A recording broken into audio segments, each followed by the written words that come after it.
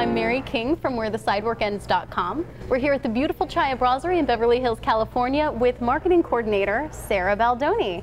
And we're talking about how to make catchy flyers to promote your restaurant. Well, it's funny you say that actually, because generally we don't really use the term flyers anymore. We tend to call them promotional pieces. That way you can translate them, on the web, whether you're in the store, maybe they're on the walls.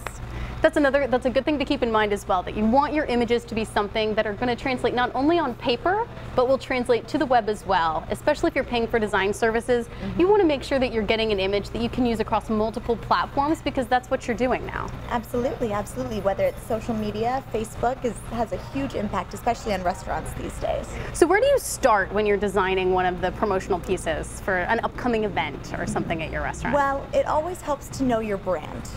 You always want to start and kind of have an idea of what, whether it's a restaurant or whatever it is you're planning, you want to know the key things that make your brand what it is. So you want to start with an idea of what style of restaurant you are, and you want your images to kind of be in keeping with that. Exactly. You always have to stay true to your brand, what you're offering. You don't want to confuse your customers. So for us, say it's Easter coming up. Here's our Chaya Easter poster.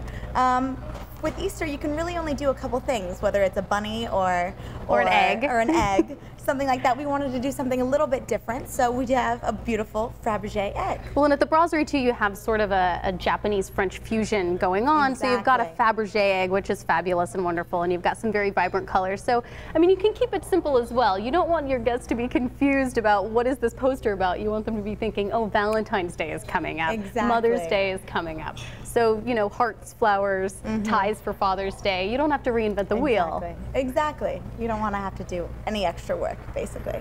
What's something else that is really important to make sure you have on all of your pieces? Well, you want to keep it simple, first off. You don't want to kind of confuse it. You don't want it to be cluttered. And one of the biggest things that people actually often forget to do is put your contact information. You always want to put your contact information, whether it's your website or how to book a reservation. You want to put your phone number. Little things like that you might not think of right away, but are key.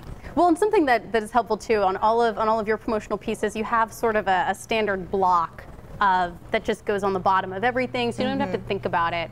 Just get your block text like with a your signature. name. Exactly, just like your signature. Just like you have a stamp for your signature, or you sign everything yourself, depending.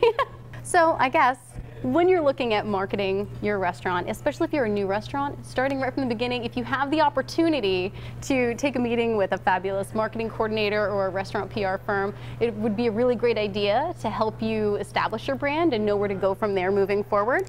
Otherwise, keep it simple, don't reinvent the wheel, and make sure you have your contact information on everything so your guests know where to find you once they decide that they absolutely have to come in.